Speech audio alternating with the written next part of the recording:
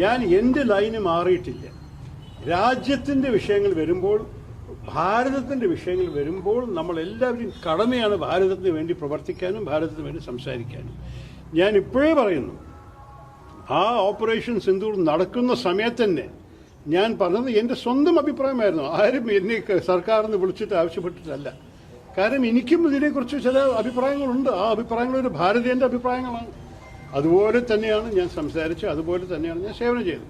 ഞാൻ അപ്പോഴും നിങ്ങളുടെ മുമ്പിൽ പറഞ്ഞിട്ടുണ്ടായിരുന്നു, ഇവിടുന്ന് ഇറങ്ങണ മുമ്പ് സർക്കാർ ആവശ്യപ്പെട്ടാൽ, രാജ്യത്തിന് എൻ്റെ സേവനം ആവശ്യമുള്ളപ്പോൾ ഞാൻ എപ്പോഴും അതിന് തയ്യാറാണ്.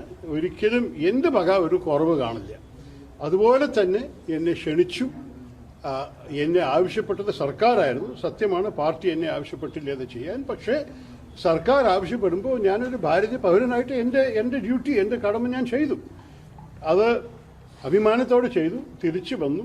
ഇനി ആ ഫേസ് ഇപ്പോൾ നമ്മളുടെ പുറകെയാണ്. ഇനി കൂടുതൽ സംസാരിക്കാൻ ആവശ്യമുണ്ടോ? നടത്തിയ ചില പരാമർശങ്ങൾ കോൺഗ്രസിന്റെ ദേശീയ നേതൃത്വത്തെ അസ്വസ്ഥതപ്പെടുത്തുന്ന ഒരു സാഹചര്യമുണ്ടായി. സമാനമായ ഒരു സാഹചര്യം സംസ്ഥാനത്തും ഉണ്ടെന്നാണ് നേതാക്കൾ പറയുന്നത്. ഒരുപക്ഷെ അതാണ് അവർക്ക് ഞാൻ